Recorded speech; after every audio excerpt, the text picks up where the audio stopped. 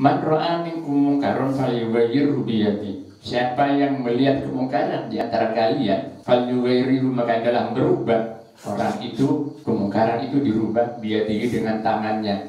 Artinya tangan ini kekuasaan. Dan ini tugas-tugas pejabat, mulai dari pejabat yang paling tinggi sampai ke pejabat yang paling rendah. Ketua RT itu pejabat itu paling rendah. Maka jika tidak mampu engkau melakukan perubahan kemungkaran itu dengan tangannya, karena bukan pejabat, nggak punya kekuasaan apa-apa, fa'ilam tati fabilisanihi, maka dengan lisannya. Kemudian fa'ilam tati, maka jika tidak mampu, mau pidato tidak bisa, bukan pejabat, tidak punya kekuasaan, fabiqolbi, maka harus ingkar dengan hatinya. Wadzalika ad'aful iman, walaupun diingkar dengan hati itu termasuk paling lemahnya iman.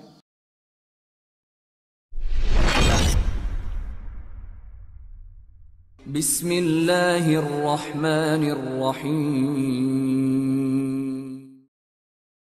Assalamualaikum warahmatullahi wabarakatuh.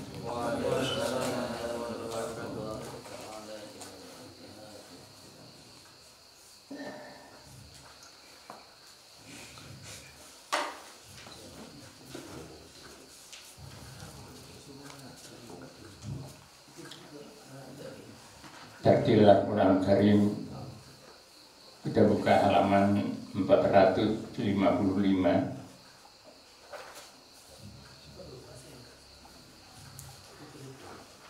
455 surah Shad,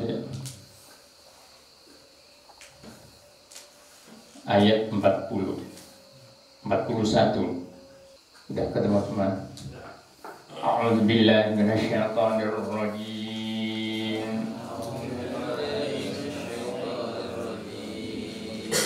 Bismillahirrahmanirrahim.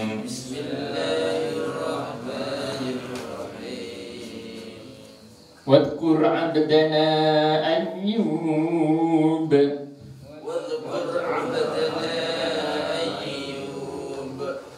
إذ نادى ربه أني مسني الشيطان بنصب وعذاب.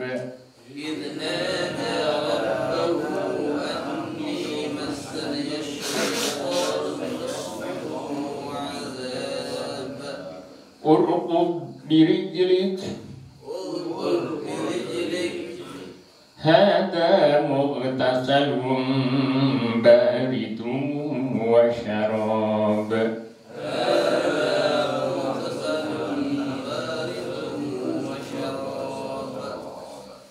ووهبنا له أهله ومثلهم معهم رحمة منا وذكرى لأولي الألباب.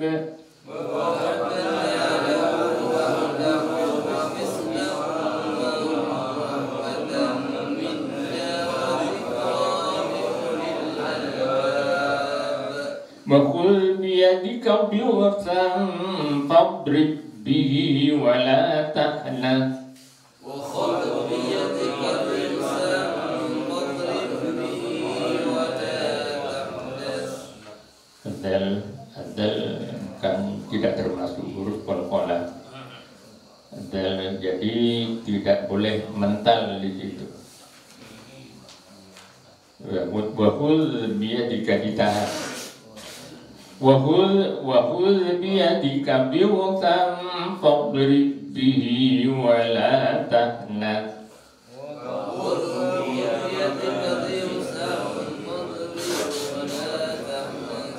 Inna wajadnahu sabira.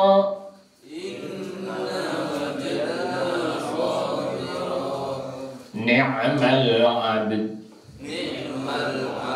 Innahu awwab. Wadhkur ibadana Ibrahim wa Ishaq wa Ya'qub ulil aidi wal absar.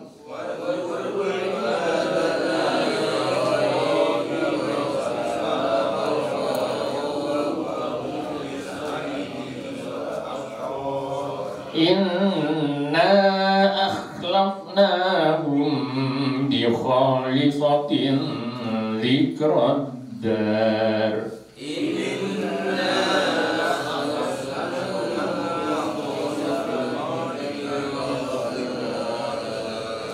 Wa innahum indana laminal mustafayinal akhyar.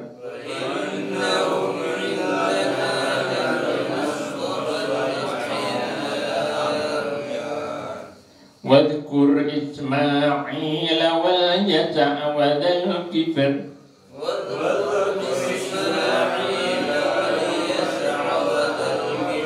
Wa kullum minal akhyar.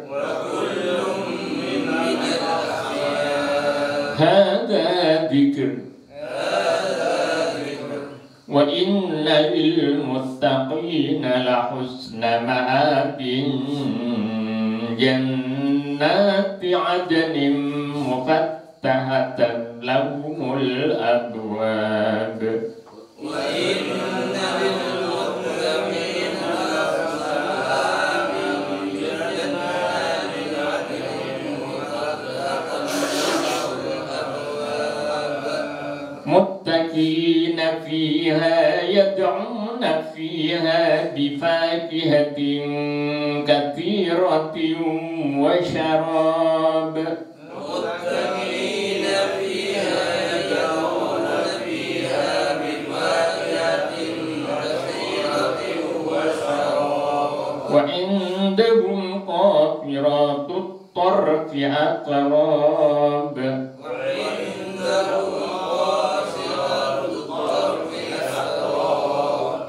Hada ma tu'aduna liyawmil hisab. Hada ma tu'aduna liyawmil hisab. Inna hada la rizquna ma lahu min nafad. Inna hada la rizquna ma lahu min nafad. Hada wa inna lit-taghina la syarra ma'abin jahannama yaslamunaha. Wa inna lit-taghina la syarra ma'abin jahannama yaslamunaha. Fabisal mihad. Hada falyadhuquhu hamimun wa ghassaqun wa akharuna min sha'lihi azwaj. Hada falyadhuquhu hamimun wa ghassaqun wa akharuna min sha'lihi azwaj. Hada fawjun muqtahimun ma'akum la marhaban bihim.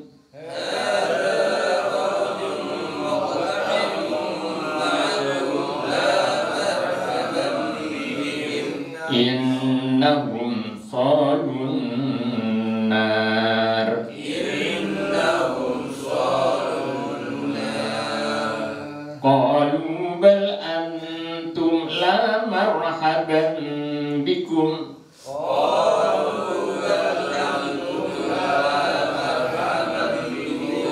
Antum qaddamtumuhu lana fabi'sal qarar.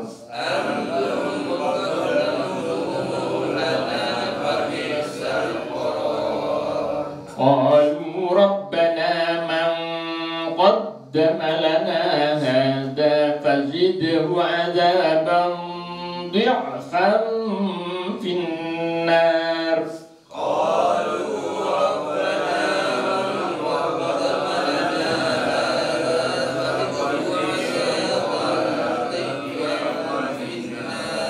وقالوا ما لنا لا نرى رجالا كنا نعدهم من الأشرار.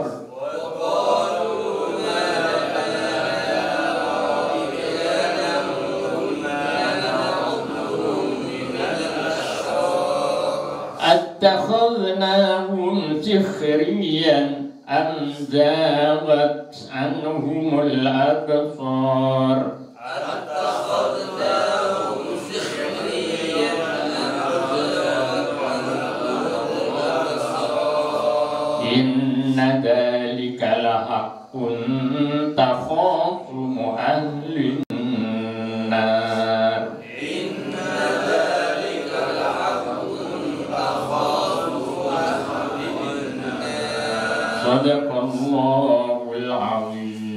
صدق الله العظيم. Tafsir Al-Quran Karim, kita buka halaman 326.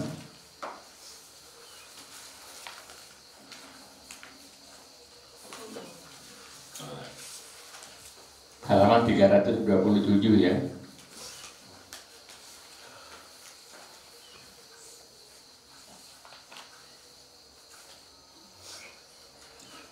Halaman 327 surah Al-Anbiya ayat 59.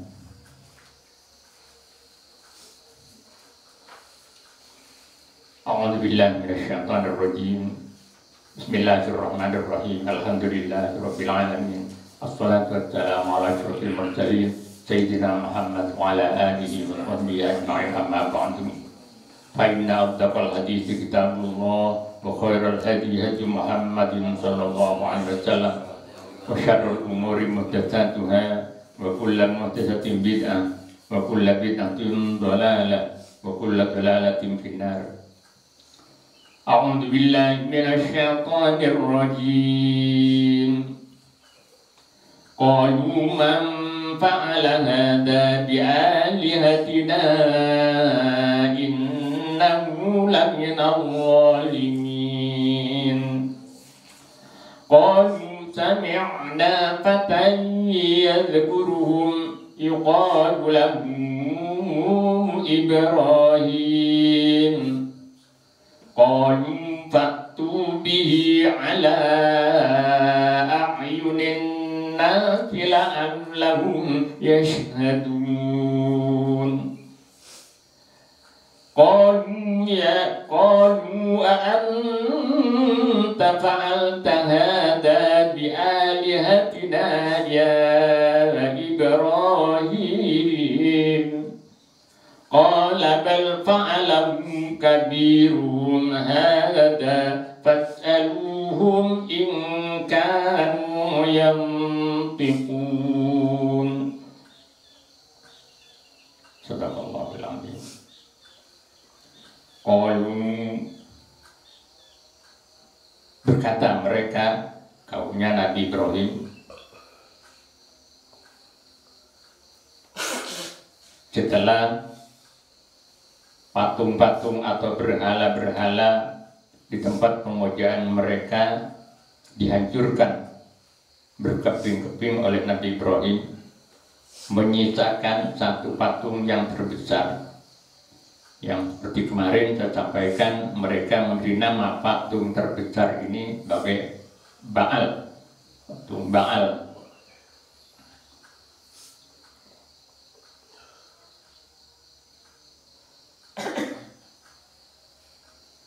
Ayat ini dan beberapa ayat sesudahnya merupakan puncak dari diplomasi tauhid yang digerakkan oleh Nabiullah Ibrahim alaihissalam, yang kemudian berakhir dengan hukuman kejam karena Nabi Ibrahim akhirnya dibakar oleh Namrud ramai-ramai dengan kaumnya, dengan rakyatnya.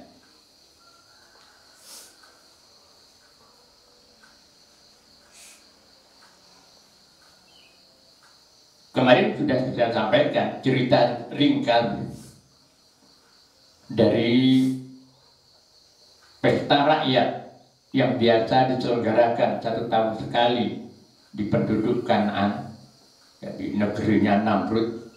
Itu setiap 1 tahun ada pesta rakyat. Nabi Ibrahim pada waktu itu ikut juga Tapi di tengah jalan kembali pulang dengan alasan aku sakit, nggak bisa melanjutkan perjalanan ini, tidak bisa meneruskan ikut kalian ke lapangan, ke tempat upacara pesta rakyat. Setelah pulang dari tengah perjalanan itu tidak langsung pulang ke rumah, tapi mampir di tempat pemujaan mereka, di tempat berhala-berhala itu. Kemudian Nabi Ibrahim dengan kapaknya menghancurkan berhala-berhala kecil itu dan menyisakan satu berhala yang terbesar yang nama Baal itu. Kemudian kapak yang dipergunakan untuk menghancurkan berhala-berhala yang kecil itu dikalungkan di leher patung yang terbesar. Setelah upacara pesta rakyat itu selesai, mereka pada kembali dari tempat upacara, tapi mampir di tempat pemujaan. Jadi mau berangkat, memuja dulu Tuhan-Tuhan mereka di tempat pemujaannya, dan mereka bawa ancak, bawa segala-galanya, ada makanan begitu. Jadi rupanya setelah selesai upacara pesta rakyat itu, mampir di tempat pemujaan itu, kemudian makan-makan bareng bersama. Setelah pulang, mampir di tempat pemujaannya, mendapatkan patung-patung itu sudah hancur berantakan. Sudah hancur berantakan, yang kecil-kecil itu dihancurkan oleh Nabi Ibrahim. Di sini dakwah Nabi Ibrahim tidak hanya melalui lisan, tapi melalui perbuatan. Jadi di ayat sebelumnya Nabi Ibrahim berdialog lewat lisan, menyampaikan dakwah itu secara lisan. Tapi yang ini Nabi Ibrahim melakukan dakwah itu dengan perbuatan, Dan begitu dakwah yang harus kita lakukan pada zaman sekarang pun. Nabi Muhammad SAW memerintahkan umatnya untuk menggunakan 3 cara dalam berdakwah, 3 cara dalam menyampaikan kebenaran. Jadi man ra'a minkum munkaran falyughayyirhu biyadihi. Siapa yang melihat di antara kalian melihat kemungkaran, falyughayyirhu biyadihi, maka hendaklah merubah kalian atau orang itu terhadap kemungkaran dengan tangannya. Dan ini dipergunakan untuk para pejabat karena mereka punya tangan, artinya kekuasaan. Peran pejabat yang punya kekuasaan, yang punya kebijakan untuk menghalangi atau untuk merubah kemungkaran itu menjadi kebaikan. Hal yughayyiru biyadihi.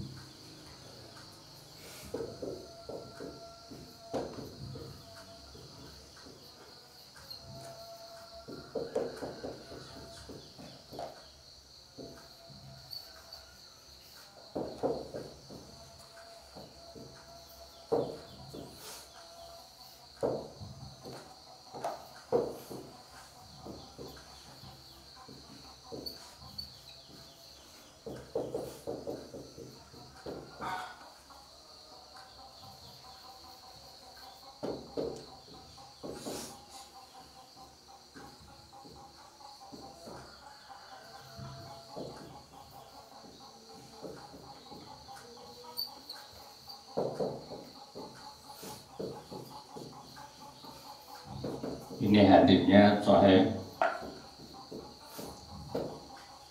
Man ra'a minkum munkaran falyughayyirhu biyadihi. Siapa yang melihat kemungkaran di antara kalian, falyughayyirhu, maka adalah merubah orang itu kemungkaran itu dirubah biadihi dengan tangannya. Artinya tangan ini kekuasaan. Dan ini tugas-tugas pejabat, mulai dari pejabat yang paling tinggi sampai ke pejabat yang paling rendah. Ketua RT itu pejabat itu paling rendah, paling rendah. Fa'ilam tastati, fa'ilam yastati, bukan tastati.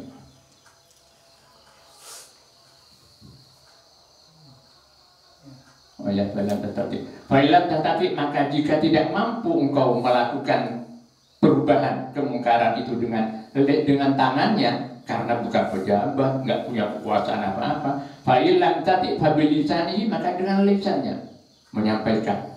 Oh, enggak enak. Ini salah, ini keliru, ini jalan mestinya begini, lewat. Atau dakwah, mubaligh, menyampaikan dengan lisannya. Jadi yang kedua dengan lisannya. Kemudian fa'ilam tastati, maka jika tidak mampu engkau, karena mau pidato tidak bisa, bukan pejabat, tidak punya kekuasaan. Fabiqolbi, maka harus ingkar dengan hatinya. Hatinya, saya tidak mampu, saya bukan pejabat, saya tidak bisa pidato.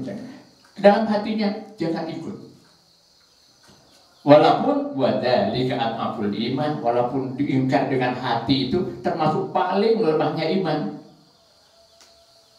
Paling lemahnya iman, berarti imannya orang itu lemah. Tidak mau amar ma'ruf nahi mungkar, tidak mau kemudian merubah kemungkaran dengan cara-cara kekuasaan tidak mampu, kemudian dengan lisan tidak mampu. Jadi harus ingkar dengan hatinya. Walaupun sekali lagi kata Nabi itu paling lemahnya iman, paling lemahnya iman. Diam, tidak ikut, tidak ikut. Nah, yang dilakukan Nabi Ibrahim dua-duanya, dengan kekuasaan, dengan tangan, dan dengan lisan. Di ayat-ayat sebelumnya Nabi Ibrahim menggunakan diplomasi dengan lisan. Nah, kemudian yang kedua bawa kapak sendiri, kemudian datang ke tempat pengujian mereka, kemudian patung-patung yang kecil-kecil itu dihancurkan oleh Nabi Ibrahim.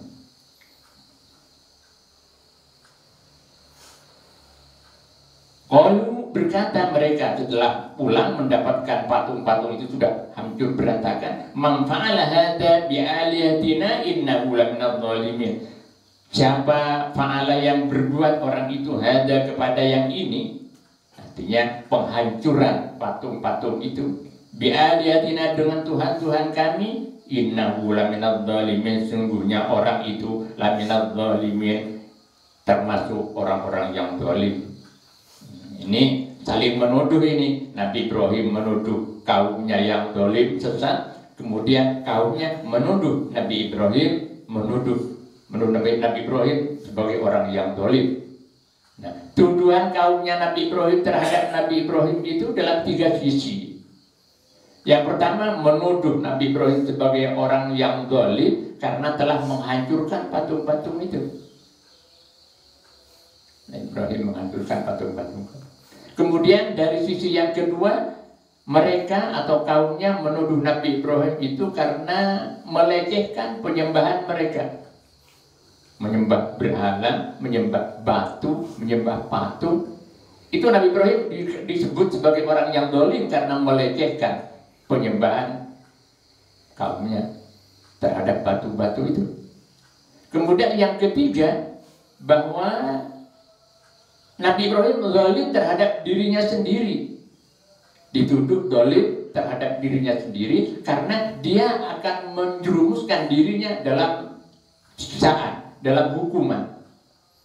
Itu dianggap oleh mereka, Ibrahim ini zalim. Nggak merasa dia kalau nanti akan dihukum oleh Namrud, oleh pembesar-pembesar. Jadi dari tiga sisi ini kemudian mereka menuduh Nabi Ibrahim sebagai orang yang zalim. Nah, ketika terjadi saling tuduh-menuduh seperti ini, maka yang diakui kebenarannya adalah yang memiliki bukti-bukti. Yang memiliki bukti-bukti. Nah, kalau tuduhan asal menuduh saja tanpa ada bukti, maka tuduhan itu tidak dibenarkan, tidak diakui kebenarannya.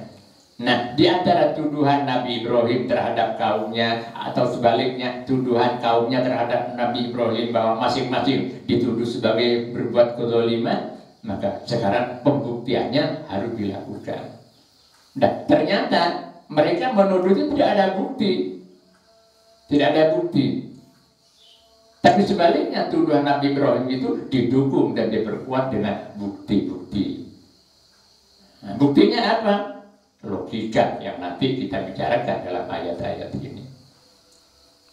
Qalu berkata mereka kaumnya Nabi Ibrahim, manfaat setelah mendapatkan tempat pemujaan itu patung-patungnya sudah hancur semua.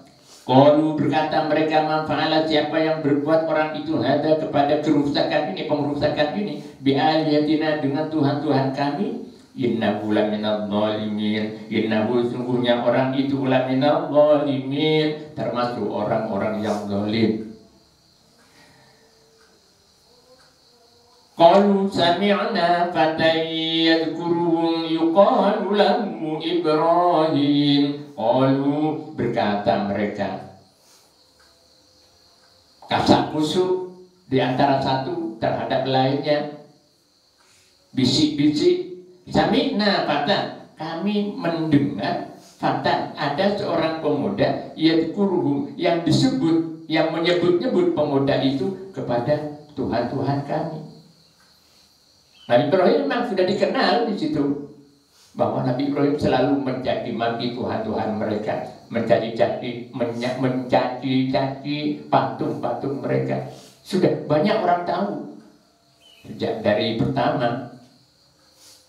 Makanya di sini disebutkan qalu berkata mereka, sami'na kami mendengar, kata mereka antara satu kepada yang lain, fatan seorang pemuda, bahwa ada seorang pemuda yadhkuruhum yang selalu menyebut-nyebut, artinya mencaci maki hum kepada patung-patung itu, kepada Tuhan-Tuhan kami itu. Yuqalu dikatakan pemuda itu namanya, yuqalu dikatakan lagu kepada pemuda itu namanya Ibrahim. Kata orang ada seorang pemuda bernama Ibrahim dan orang ini yang sering mencaci maki Tuhan-Tuhan kami. Kata mereka, setelah ribut, siapa yang merusak dan menghancurkan patung-patung ini, termasuk orang-orang yang zalim. Qalu fa'tu bihi ala a'yunin nasi la'allahum yashhadun.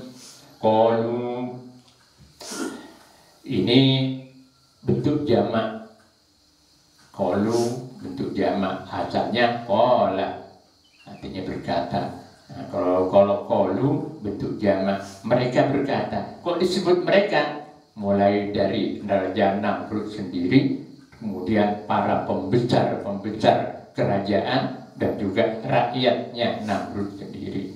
Oleh karenanya qalu, mereka berkata, faktu bihi ala ayunin nasi, mereka berkata dengan geramnya, faktu, datangkanlah kamu bihi dengan Ibrahim itu, ala ayunin nasi, dibawa dan ditangkap dan dibawa di depan mata manusia yang akan menyaksikan Ibrahim itu. Tidak jelas di sini apa waktu ditangkap dan dibawa ke tempat pemujaannya itu diborgol atau tidak jelas. Allah tidak menceritakan itu. Karena yang namanya sakitan itu supaya tidak lari kan diborgol. Tapi di sini tidak jelas apa Nabi Ibrahim waktu ditangkap dan dibawa ke tempat pemujaannya itu diborgol atau tidak. Qalu sami'na faktu bihi, maka datangkanlah kalian kepada Ibrahim ala ayunin nasi, tangkap dan bawa di hadapan mata-mata manusia. Jadi disaksikan oleh manusia yang banyak. La'allahum yashhadun, agar supaya manusia itu bisa menyaksikan bahwa Ibrahim ini pelakunya.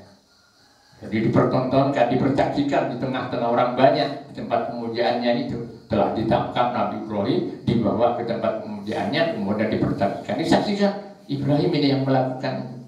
Dan saksikan pula bahwa Ibrahim ini akan menerima hukuman dari kerajaan. Itu maknanya la'allahum yashhadun. Setelah dituduh seperti itu, ditanyakan itu, qalu dan berkata mereka telah kumpul, kemudian disaksikan oleh orang banyak, mereka berkata, anta fa'alta hadza bi'alihatina ya Ibrahim. Ibrahim, apakah engkau yang berbuat mengadakan perusakan ini terhadap Tuhan-Tuhan kami? Anta, apakah engkau fa'alta telah berbuat engkau hadza kepada ini, artinya pengrusakan dan penghancuran patung-patung itu, bi'alihatina dengan Tuhan-Tuhan kami ya Ibrahim, wahai Ibrahim, kata Namrud sambil bentak-bentak sambil geram, qala bal fa'alahu kabiruhum hadza. Qala, berkata Nabi Ibrahim dengan tegarnya. Nabi Ibrahim menjawab dengan tegar pertanyaan daripada Raja Namrud itu. Bal, sebenarnya fa'alahu, berbuat kepada pengrusakan itu, kabiruhum hadza, yang besar ini di antara mereka. Ini diplomasi yang luar biasa. Bukan saya yang berbuat.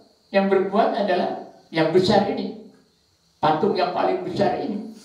Buktinya kapaknya dikalung sendiri. Dan alasan argumentasi Nabi Ibrahim pada waktu itu, yang besar ini marah karena dipersekutukan dengan yang kecil-kecil. Tuhan yang paling besar dipersekutukan. Jadi yang besar ini marah. Ini kan semakin apa ya? Membungkam, semakin bikin hati Namrud dan kaumnya itu semakin geram.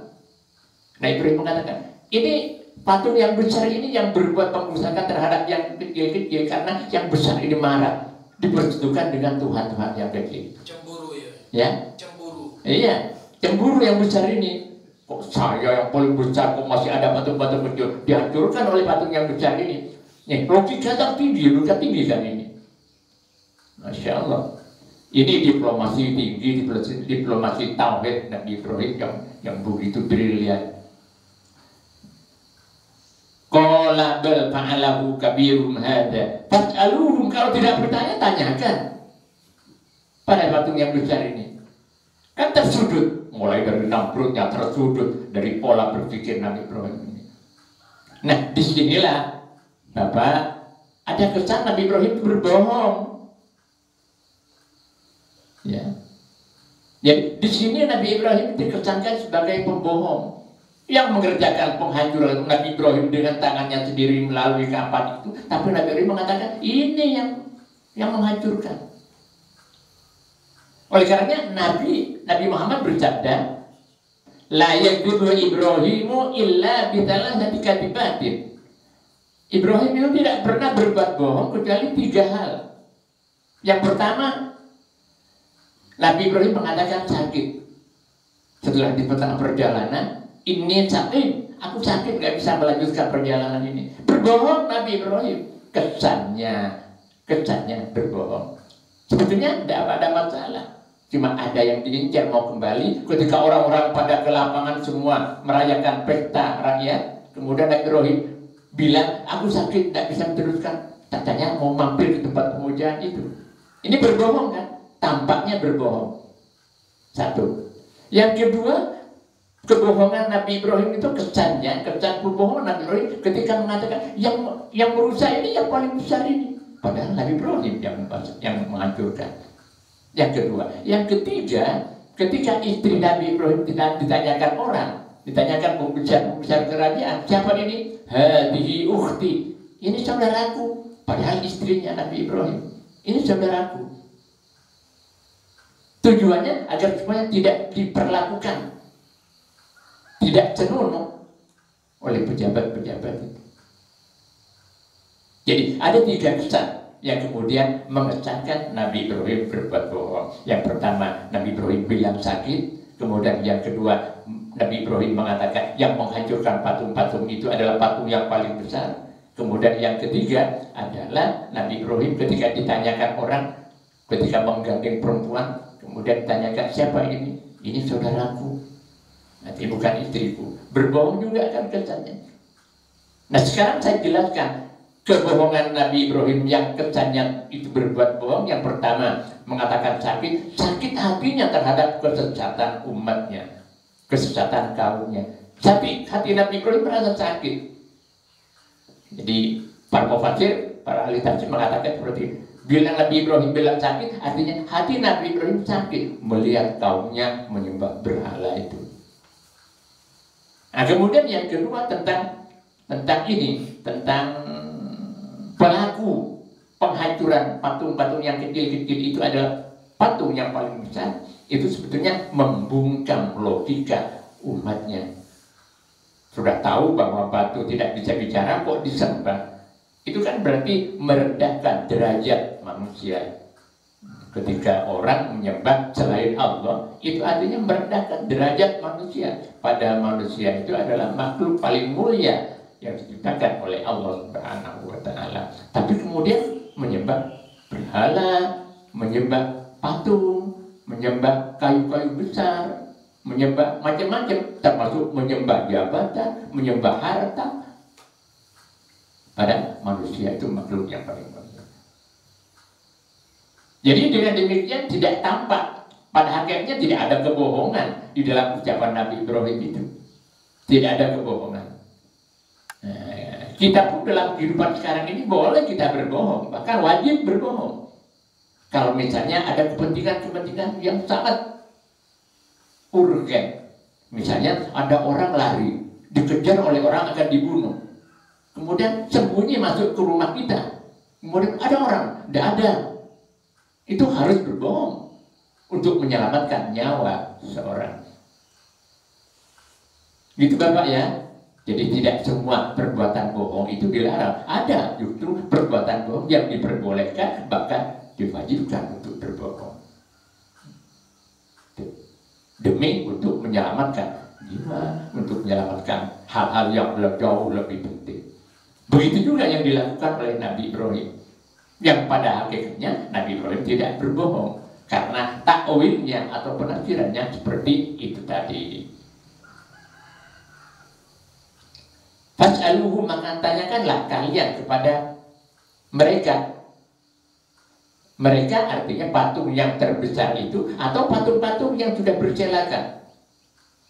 Ingkanu yantikun, jika mereka patung-patung itu yantikun bisa berbicara. Ya jelas tidak bisa berbicara, batu, patung, mana bisa berbicara? Tidak bisa berbicara. Apalagi kemudian melakukan sesuatu yang lebih tinggi dari sekedar berbicara, misalnya membela penyembahnya, menolong penyembahnya, jelas tidak akan bisa. Itulah sebabnya Bapak-bapak, maka Nabi Ibrahim itu dikenal sebagai bapak para nabi dan bapak penghancur tauhid.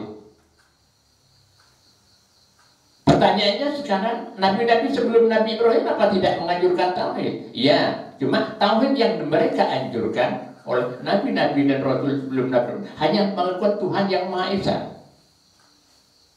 Tapi Nabi Ibrahim menambah kata-kata itu dengan bahwa yang menciptakan alam semesta, yang memelihara alam semesta, dan yang mengatur alam semesta. Tidak sekedar Tuhan itu Esa, tapi Tuhan itu disebutkan oleh Nabi Ibrahim sebagai yang menciptakan, yang mengatur, dan kemudian mengatur tata kerja alam semesta ini. Itu kelebihannya Nabi Ibrahim. Di samping itu, bahwa perjalanan para nabi-nabi mulai dari Nabi Adam sampai kepada Nabi kita Muhammad Sallallahu Alaihi Wasallam, itu ada satu periode, satu masa yang disebut fatrah. Fatrah.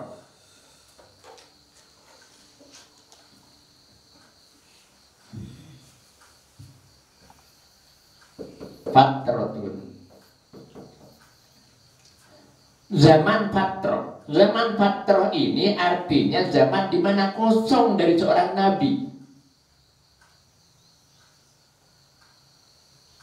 Kosong dari seorang nabi.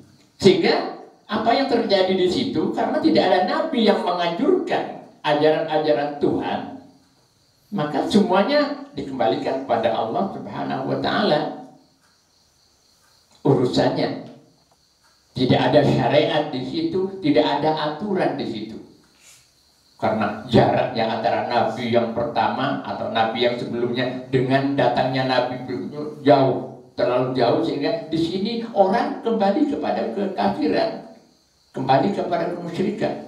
Ajaran nabi-nabi sebelumnya sudah mengajarkan ajaran tauhid, ajaran keesaan Tuhan, tapi kemudian jauh jarak antara nabi yang ini dengan nabi berikutnya, hingga di tengah-tengah ini orang kembali lagi kepada kekafiran, kembali kepada kemusyrikan. Nah, situasi atau kondisi periode pada zaman seperti itu disebut zaman fatrah, disebut zaman fatrah.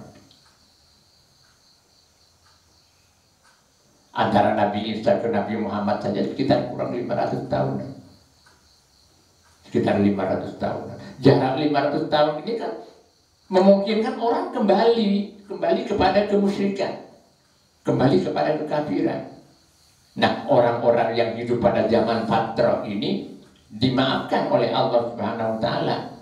Tidak dihitung perbuatan-perbuatan jeleknya, karena tidak ada penganjur-penganjur, tidak ada orang yang menyampaikan ajaran-ajaran Tuhan waktu itu. Sehingga di kitab-kitab fikih itu, kalau orang yang hidup itu mau jauh, tapi sudah nggak mungkin lah zaman sekarang tidak sampai ajakan-ajakan dakwah itu pada telinga kita, telinga manusia, sejauh apapun. Apalagi sekarang musimnya Android, dalam waktu sekilas sudah menyebar gila. Itulah Bapak. Pak Kiai, Ya. ada sedikit berkenaan dengan apa yang dilakukan Nabi Ibrahim ketika itu. Berarti kalau diterapkan dengan zaman sekarang, Nabi Ibrahim ini saya coba berpikir seperti orang Islam liberal, Pak Kiai. Jadi berarti Nabi Ibrahim ini sangat radikal, Pak Kiai. Bahkan tidak Pancasilais kalau dihubungkan dengan keadaan sekarang. Lebih-lebih Islam Nusantara yang sangat Pancasilais, berarti ini bertentangan sekali, Pak Kiai. Nabi Ibrahim itu memang pemberontak ya, pemberontak terhadap kerusakan akidah dan kerusakan lingkungan. Tidak takut pada siapa-siapa. Ya bayangkan sampai dibakar nanti pada ayat-ayat berikutnya, Nabi Ibrahim sampai dihukum bakar karena memang pemberontak dalam artian tidak gusar kalau kemudian mendengar penyimpangan. Walaupun tentu ada cara-cara yang harus dipatuhi ketika kita harus menyampaikan amar ma'ruf nahi mungkar. Imam Ghazali itu menyebutkan ada 5 aturan atau 5 syarat yang bisa dilakukan, yang harus dilakukan ketika seseorang itu amar ma'ruf nahi mungkar. Misalnya amar ma'ruf nahi mungkar pada ayah, ya, orang tua kita, tidak sholat misalnya, atau berbuat penyimpangan misalnya, tidak bisa kita samakan dengan ketika kita amar ma'ruf nahi mungkar pada anak, ya, tidak bisa disamakan. Ada pembedaan, ada klasifikasi, caranya juga, metodenya juga harus ada metode-metode tertentu yang tidak bisa diterapkan secara pukul rata, Itu tujuannya apa? Agar supaya tidak semakin parah. Misalnya sekarang ada orang main judi, katakan ngadu dere. Kalau dilarang tambah parah. Jangan, tidak boleh dilarang. Ya biarkan, malah serbusan TV. Kalau dilarang tambah parah. Itu jangan. Nah, sampai di situ metode dakwah, metode amar ma'ruf nahi mungkar yang harus kita terapkan. Ada metode dan cara-cara tersendiri yang bisa dilakukan. Oh, kalau kemungkaran ini caranya seperti ini, pendekatannya seperti ini. Dan rata-rata pendekatan dengan kekerasan, ya, rata-rata pendekatan dengan kekerasan sedikit sekali berhasil. Jadi pendekatan dengan kekerasan sedikit sekali berhasil. Yang berhasil itu kalau pendekatan dengan lemah lembut, sebagaimana yang dilakukan oleh baginda Rasul Muhammad Sallallahu Alaihi Wasallam. Nah, Nabi Ibrahim memang waktu itu merajalela kemusyrikan itu, dan Nabi Ibrahim tidak gelisah kalau melihat seperti itu, melihat kemungkaran seperti itu. Karena ini prinsip ya, menyangkut akidah, menyangkut dasar kepercayaan yang harus ditegakkan. Karena semuanya perilaku lahiriah ini tergantung prinsip-prinsip akidah itu. Begitu ya. Ya memang Nabi Ibrahim kalau di satu sisi bisa disebut sebagai pemberontak. Karena pemberontak itu kan tidak setuju terhadap sesuatu dengan radikal itu tadi. Kalau sekarang, kehidupan sekarang ya memang harus itu mengikuti metode-metode atau rukun-rukun ketika kita mengadakan amar ma'ruf nahi munkar. Itu sementara yang bisa saya sampaikan sebagai jawaban.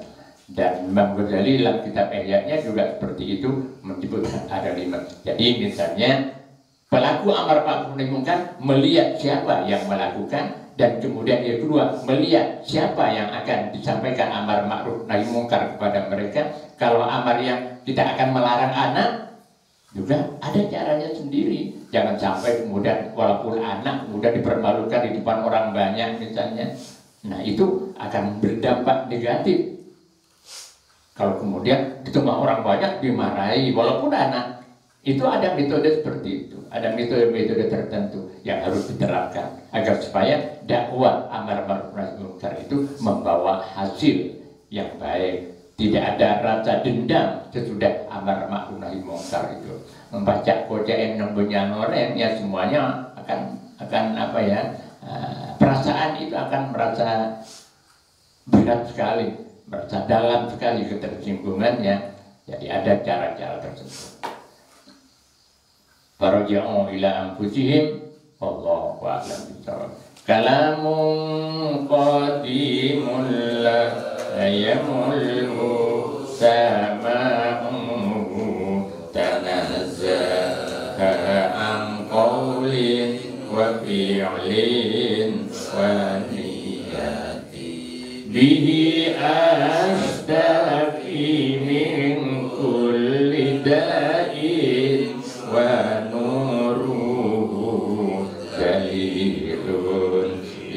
qalbi 'inda jahli wa hayrati fa ya rabbi matti'ni bi sirri hurufihi wa nawwir bihi qalbi wa sam'i wa muqlati wa salli wa sallim ya ilahi ala nabi wa alin wa ashabin bihim nil duhuyati wa ya rabbi zidni bi ilman wa hikmatan